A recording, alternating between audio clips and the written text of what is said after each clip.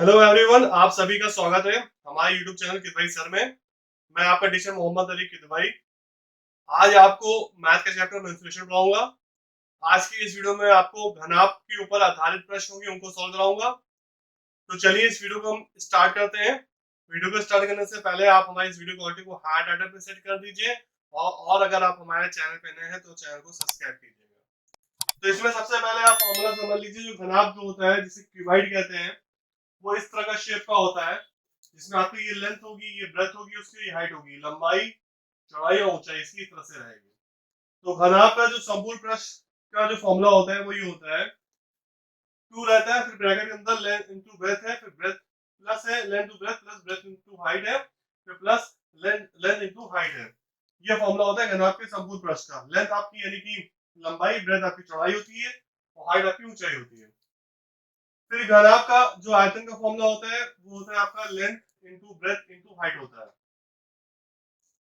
फिर तीसरा बता रखा है कि घनाभ घनाभ या कह लीजिए कमरा के चारों दीवारों का जो क्षेत्रफल का जो फॉर्मूला होगा वो ये होगा टू, फिर ब्रैकेट में है लेंथ प्लस ब्रेथ है, फिर ब्रैकेट के बाद इनटू हाइट किया गया है। ये घनाभ या कह लीजिए या कमरे की चारों दीवारों का क्षेत्रफल, उसका फॉर्मूला ये होगा आपका। फिर लास्ट है कि घनाभ का विकर्ण का फॉर्मूला जो होता है वो होता है अंडर रूट लेंथ का स्क्वायर प्लस ब्रेथ का स्क्वायर प्लस हाइट का स्क्वायर। ये फॉर्मूला होता है। ये फॉर्मूले आप नोट कर लीजिए, अब हम आगे क्वेश्चन सॉल्व करेंगे, उनमें इन फॉर्मूलों का यूज होगा। अब ये क्वेश्चन देखेंगे, इसमें कह रहा है कि एक कमरे की लंबाई चौड़ाई या ऊंचाई जो है 12 मीटर, 10 मीटर और 8 मीटर है, तो कमरे का आयतन और चारों दीवारों का क्षेत्रफल ज्ञात कीजिए। तो इसमें कमरे का आयतन का जो फॉर्मूला होगा, क्योंकि ये आपका घनाभ की शेप में है, लंबाई चौड़ाई ऊंचाई दे रखी है, तो कमरे का आयतन जो होगा आपका वो length into breadth into height हो जाएगा, लंबाई इनटू चौड़ाई इनटू ऊंचाई हो जाएगा आपका। तो आप सारी वैल्यू पुट कर दीजिए, तो 12 इंटू 10 इंटू 8 हो जाएगा, यानी कि 960 घन मीटर आपका आ जाएगा कमरे का आयतन। फिर कमरे की चारों दीवारों का क्षेत्रफल निकालने कहा गया, उसका फॉर्मूला होता था कि 2 into length plus breadth into height होता था। तो यहाँ पे आप सारी वैल्यू पुट कर दीजिए, जिसकी वैल्यू आएगी तो 352 वर्ग मीटर आएगी। क्योंकि आपका क्षेत्रफल है तो ये आपका वर्ग मीटर में रहेगा, तो 352 वर्ग मीटर जो होगा ये कमरे की चारों दीवार का क्षेत्रफल होगा आपका। अब अगला क्वेश्चन देखेंगे, इसमें कह रहा है कि 15 मीटर लंबे, 12 मीटर चौड़े और 9 मीटर ऊंचे किसी हॉल में रखी जाने वाली किसी हॉल में रखी जा सकने वाली बड़ी से बड़ी छड़ की लंबाई ज्ञात करें। यानी कि आपका एक हॉल है जो घनाभ की शेप में है, जिसकी लंबाई 15 मीटर है, चौड़ाई 12 मीटर है और ऊंचाई 9 मीटर है। उस हॉल में जो है रखी जा सकने वाली सबसे बड़ी से बड़ी छड़ की लंबाई जो है आपको निकालनी है। ठीक है, तो अब जो सबसे बड़ी से बड़ी छड़ होगी वो आप निकालेंगे, तो वो आपकी घनाभ घनाभ के विकर्ण के बराबर होगी। ठीक है, जो घनाभ का विकर्ण होगा जिस शेप का, उसी शेप में आपकी जो है जो साइज का होगा घनाभ का विकर्ण आपका, जिस लंबाई का, उसी लंबाई की आपकी सबसे बड़ी बड़ी से बड़ी छड़ होगी। ठीक है, तो घनाभ का जो विकर्ण का फॉर्मूला होता है वो आपका अंडर रूट लेंथ का स्क्वायर प्लस ब्रेथ का स्क्वायर प्लस हाइट का स्क्वायर होता है। ठीक है, तो इस फॉर्मूले में हम रख के हम निकाल लेंगे कि बड़ी से बड़ी छड़ की लंबाई क्या होगी। तो लेंथ तो हमारी 15 मीटर थी, ब्रेथ हमारी 12 मीटर थी जो चौड़ाई होती है, और ऊंचाई हमारी 9 मीटर थी, तो हमने यहाँ पे रख दिया इसकी जगह पे। इसको हमने पूरा सॉल्व कर लिया, तो हमारा लास्ट में आंसर आएगा 15 √2 मीटर आएगा। तो बड़ी से बड़ी छड़ की जो लंबाई होगी वो 15 √2 मीटर होगी आपकी। जब भी आपसे कहा जाए कि बड़ी से बड़ी छड़ की लंबाई निकालिए, तो इसका मतलब ये है कि घनाभ का विकर्ण निकालने की बात हो रही है। तो हम ये फॉर्मूला लगा के डायरेक्ट निकाल लेंगे। अब यह क्वेश्चन देखेंगे, इसमें कह रहा है कि एक खुली टंकी जिसकी लंबाई 18 मीटर, चौड़ाई 10 मीटर और गहराई 6 मीटर है, के निर्माण में 2 मीटर चौड़ी और कितने मीटर लंबी चादर की आवश्यकता होगी।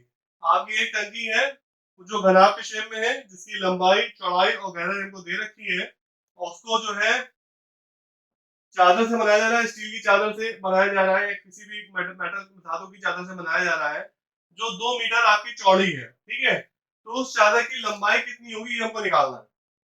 तो सबसे पहले हम जो है टंकी का क्षेत्रफल निकाल लेंगे। टंकी का क्षेत्रफल टोटल कितना होगा, तो सबसे पहले हम टंकी की चारों दीवारों का क्षेत्रफल निकालेंगे।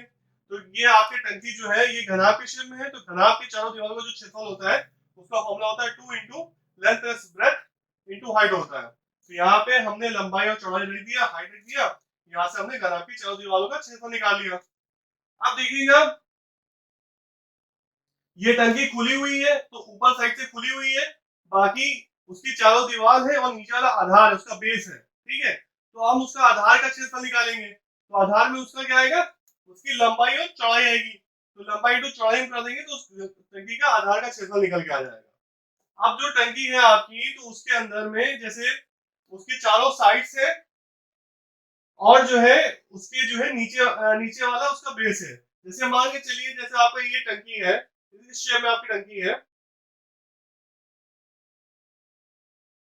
तो इसमें ये ऊपर वाला पार्ट नहीं है, ये नीचे वाला पार्ट है और उसकी चारों दीवारें हैं। तो सबसे पहले हमने चारों दीवारों का क्षेत्रफल निकाल लिया, ठीक है। फिर नीचे जो इसका आधार था ये इसका हमने निकाल लिया, इसमें लंबाई और इंटू चौड़ाई कर देंगे, ये लेंथ थी, इसकी ब्रेथ, इसको मल्टीप्लाई करके हमने इसका क्षेत्रफल आधार का निकाल लिया, फिर हमने चारों दीवारों का निकाल लिया। तो अब हमने सबको ऐड कर देंगे तो टोटल टंकी का जो है हमको क्षेत्रफल निकल के आ जाएगा, ठीक है। तो अब जितना क्षेत्रफल टंकी का होगा उतने ही उसको जो है वर्ग मीटर उसको चादर की आवश्यकता होगी। तो टंकी के निर्माण में कुल चादर की जो आवश्यकता होगी वो क्या होगी, आपकी चारों दीवारों का क्षेत्रफल, जो आपकी चारों दीवार का क्षेत्रफल प्लस जो उसका आधार था ये पार्ट था, उसको हम जोड़ देंगे तो उससे हमें मालूम पड़ जाएगा कि टंकी का टोटल क्षेत्रफल कितना है, ठीक है। टंकी के निर्माण में कुल चादर उतनी ही लगेगी, तो टंकी कुल निर्माण में कुल चादर जो लगेगी आपकी, तो इन दोनों को ऐड करके हमने कर लिया, जो क्षेत्रफल का चारों दीवार का क्षेत्रफल था और आधार का क्षेत्रफल था, तो हमने दोनों को ऐड कर दिया तो 516 वर्ग मीटर आ गया। अब हमको क्वेश्चन में दे रखा है कि जो चादर हम यूज कर रहे हैं वो 2 मीटर चौड़ी, तो उसकी लंबाई कितनी होगी, तो अब इसको आप जो है 2 से भाग कर दीजिए, क्योंकि ये जो आपका आया है इसमें जो है आपको लंबाई निकालनी है, चौड़ाई दे रखी है, तो इसको इक्वल टू हम कर देंगे जो चादर की लंबाई इंटू चौड़ाई से कर देंगे हम। तो यहाँ से जो है हमें जो इसको डिवाइड कर दीजिए आप जब उसकी चौड़ाई से, तो चादर की लंबाई को निकल के आ जाएगी। जैसे मान के चलिए कुल चादर हमारा लगेगी 516 वर्ग मीटर लगेगी, और एक स्टील की चादर जो है वो 2 मीटर और उसकी लंबाई को निकालनी है, तो इतना हमको लगेगा उसमें। तो आपको हमको लंबाई चाहिए तो लंबाई का हो जाएगा 516 और 0.2 हो जाएगा, तो यहाँ से जो है हमारा जो है मालूम पड़ जाएगा 258 जो है मीटर जो है होगी वो चादर की लंबाई होगी। अब यह ना क्वेश्चन देखेंगे, इसमें कह रहा है कि एक आयताकार चादर की लंबाई 40 सेंटीमीटर तथा चौड़ाई 30 सेंटीमीटर है, चादर के चारों कोने से 5 सेंटीमीटर माप के वर्गाकार टुकड़े काट कर शेष चादर से खुली संदूक बनानी है, संदूक का आयतन कितना होगा। यानी कि आपको ऐसे एक आयताकार चादर इस तरह की दे रखी है जिसकी लंबाई जो है वो 40 सेंटीमीटर है और चौड़ाई 30 सेंटीमीटर है, उसके चारों कोने से वर्गाकार शेप के जो है टुकड़े काटे जाते हैं 5-5 सेंटीमीटर के हर कोने से, यानी 5 सेंटीमीटर इधर से काटा जाएगा और 5 सेंटीमीटर ऐसे पूरा काटा जाएगा चारों कोने से। तो अब जो बचा है, जो चादर का जितना पार्ट बचा निकालने के बाद में टुकड़े के, तो उससे एक जो है संदूक बनाना है, संदूक जो होगा वो आपको घनाभ के शेप में होगा। तो अब संदूक का आयतन कितना होगा ये हमको जो है निकालना है, ठीक है। तो अब देखिएगा कि जैसे सबसे पहले हम संदूक की लंबाई निकाल लेंगे, तो संदूक की लंबाई के लिए क्या हुआ, जैसे कि आप मान चलिए टोटल इसकी यहाँ से यहाँ तक लंबाई जो चादर की थी वो 40 सेंटीमीटर थी, लेकिन 5 सेंटीमीटर इधर से निकाल दिया गया और 5 सेंटीमीटर इधर से निकाल दिया गया, तो जो इतना पार्ट बचेगा कितना बचेगा आपका, वो 30 सेंटीमीटर बचेगा। 40 सेंटीमीटर में से हम 10 सेंटीमीटर माइनस कर देंगे, 30 सेंटीमीटर आ गया। इसी तरीके से यहाँ पे इसकी जो चादर थी उसकी चौड़ाई जो थी वो 30 सेंटीमीटर थी, लेकिन 5 सेंटीमीटर इधर से माइनस हो गया और 5 सेंटीमीटर इधर से माइनस हो गया और 5 सेंटीमीटर इधर से हो गया, तो अभी कितनी बची यहाँ से यहाँ तक के, ये आपकी बची 20 सेंटीमीटर बची। तो अब इसको हमको जो है मोड़ के एक संदूक बनाना है, तो अब ये संदूक की जो ऊंचाई कितनी होगी, ये 5 सेंटीमीटर होगी जितना कट किया गया है, ठीक है। तो अब हमें मालूम हो गया संदूक की लंबाई चौड़ाई ऊंचाई मालूम पड़ गई है, तो संदूक का हमको आयतन निकालना था, तो उसका फॉर्मूला होता है लंबाई गुणे चौड़ाई गुणे ऊंचाई होता है। तो यहाँ से हमने सारी वैल्यू पुट कर दिया, तो 3000 घन सेंटीमीटर जो होगा वो संदूक का आयतन आएगा। अब यह क्वेश्चन देखेंगे, इसमें कह रहा है कि एक घनाभ की विमाएं 2, 3 और 4 के अनुपात में है, यदि उसका आयतन 3000 घन सेंटीमीटर हो तो संपूर्ण प्रश्न आप ज्ञात कीजिए। तो अब हमसे दे रखा था कि जो हमारा जो लंबाई चौड़ाई और ऊंचाई जो थी वो अनुपात में दे रखी थी और हमको आयतन दे रखा था, हमसे संपूर्ण प्रश्न निकालने के लिए कहा गया अगर आपका। तो मान लें कि घनाभ की जो विमाएं हैं तो वो 2x 3x और 4x है, जिस जो अनुपात में था उसकी करस्पॉन्डिंग हमने एज्यूम कर लिया। तो हमको दे रखा है कि आयतन जो है वो 3000 घन सेंटीमीटर है। तो आयतन का फॉर्मूला होता है लंबाई गुणे चौड़ाई गुणे ऊंचाई होता है। तो लंबाई हमने मानी 2x, चौड़ाई मानी है 3x और ऊंचाई हमने 4x मानी है। तो इन तीनों को गुणे करके हम 3000 के बराबर कर देंगे, तो ये x क्यूब हो जाएगा और यहाँ पे 3000 अपॉन में आ जाएगा 3 to 6 और 6 और यहाँ पे 2 into 3 into 4 आ जाएगा इसके नीचे में। तो इसको पूरा हम सॉल्व कर लेंगे तो x की जो हमारी वैल्यू आएगी इसका क्यूब हटाएंगे तो यहाँ पे इसका क्यूब रूट आ जाएगा, घनमूल आ जाएगा। तो इसको जब हम सॉल्व करेंगे तो यहाँ पे x की वैल्यू 5 आ जाएगी। तो जब हमें x की वैल्यू मालूम पड़ जाएगी तो हम लंबाई चौड़ाई और ऊंचाई तीनों से हमने यहाँ पे वैल्यू निकाल लिया।